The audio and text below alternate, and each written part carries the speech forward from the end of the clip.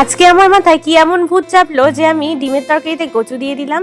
আসলে সকাল সকাল উঠে আমার বুনু কিন্তু চিড়ে আর চানাচুর মেখে নিয়েছিল খাওয়ার জন্য, সেটাই আমি আর আমার বুনু মিলে খেয়ে নিয়েছিলাম। এখন আমি দুপুরের রান্নাটা সেরে নেবো। তো আলু আর ডিমগুলো একসঙ্গে সেদ্ধ করে নিব। তারপর আলুটা একটু সেদ্ধ হওয়ার পরে কিন্তু কচুটা ছোট ছোট করে কেটে সেই আলুতে ভিজিয়ে একসঙ্গে সেদ্ধ করে নিব। তার কারণ কচুটা একটু সিদ্ধ করলেই হয়ে যাবে, সেই জন্য। তারপরে দেখো এদিকে আমি ডিমগুলোকে ভেজে নিচ্ছি। ভেজে নেওয়ার পরে তেজপাতা, তারপর মিক্স মশলা, মানে এটার মধ্যে আছে পেঁয়াজ, আদা, রসুন, লঙ্কা, সব কিছুই আছে। তো এই মশলাটা একটু কষিয়ে নেওয়ার পরে আমি আগে থেকে সেদ্ধ করে রাখা আলু আর কচুটাকে দিয়ে দিলাম। তারপরে মশলাতে মিক্স করে লবণ, হলুদ যা যা লাগবে তা দিয়ে দিলাম।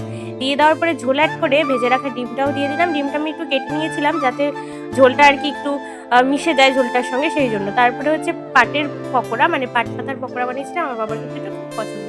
তারপরে বাড়ির পেছনে এসে কিন্তু একটু হাওয়া অনুভব করছিলাম, কারণ প্রচুর গরম।